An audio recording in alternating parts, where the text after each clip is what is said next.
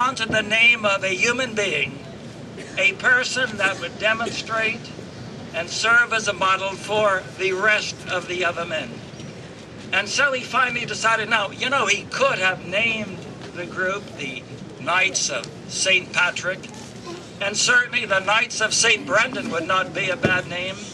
But after much prayer and much thinking, he decided that for these Irishmen, starting a new society, he would call this new fraternity the Knights of Columbus. And I have been a knight for most of my adult life, and I'm sure that some of you right before me are also brother knights. And if you are not, I dare say that every one of you knows a Knight of Columbus.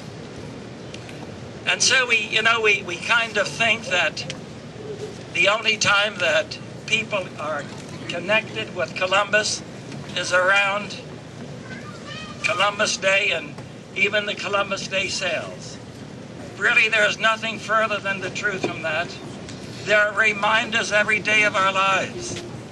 And if you're not satisfied with the suggestion I've given you, I wonder if you realize that there are so many instances in our personal life where there are connections made to Christopher Columbus. In addition to the examples that I've given, think for a moment. In 1819, the Republic of Grenada, that was then included with Ecuador and Venezuela, decided that they would change their name. And what do you think the name change was called? Does anyone guess what that is? Great South American country that we all know. What do you think that name is today? You're right, Colombia. And which of you has never had a cup of coffee in the morning that was Colombian made? And after that, when Canada expanded its territories and they moved their nation further west, they too wanted to name a province after someone. And what name do you think they chose for their Northwest province bordering the United States? That's right, British Columbia. We also have, if that's not enough to assure you that Columbus is never to be forgotten, we also have that great Columbia River, starting in Canada and extending through our Northwest. In addition to that, did you know that there are 37 cities in the United States that are named either Columbia or Columbus? And would you believe that really 2 of them are right here in New Jersey, Columbia and Columbus? And here's another question for you.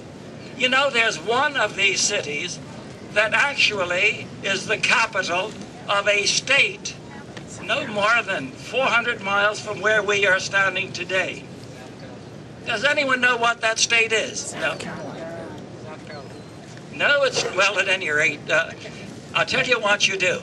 You go home, and to prove that you were here today, you tell your family, I don't think you were there. And say, well, I'll tell you. I now know there is a state in this country that has as its capital Columbus. And I'm sure they'll be amazed at that fact. In addition to that, there are 2 waterfalls. There is a wildlife refuge. There is even a glacier in Alaska. And there is also an Army Air Force base that is named after Columbus. Moreover, in addition to all of these tributes to Columbus, there have also been hundreds of stories, hundreds of written books, perhaps thousands of plays and poems and stories about Christopher Columbus. One of the stories, one of the poems that I think best expresses the essence of the man is this. Brave Admiral, say one brief word. What shall we do when hope is gone. The words leaped out like a leaping sword. Sail on, sail on, sail on, and on. And so when you go home, today, and people ask you, well, why did you go and waste your time to see that reenactment? You've seen it so many times.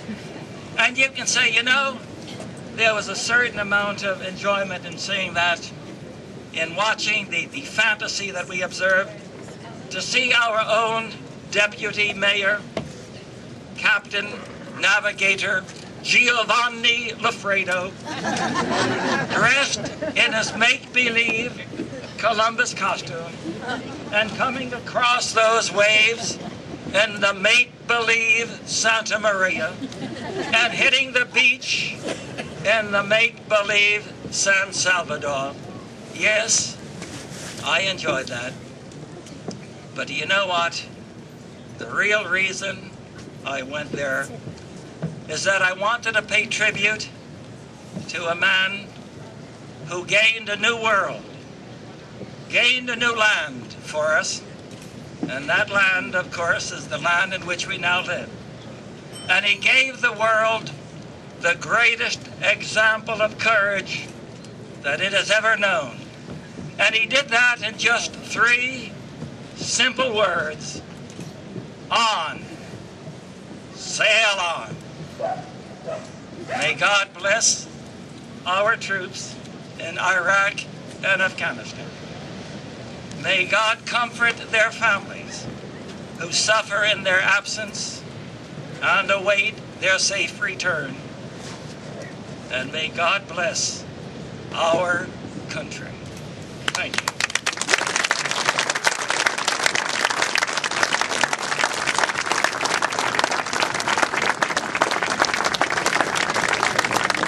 Now, you know, it's an American cliche that we save the best for last. And certainly when the Sons of Italy and our city fathers planned this, they must have had that in mind. Because it's now my pleasure to introduce our honored guest for this evening, the president of the state chapter of the Sons of Italy, Thomas Bergbauer.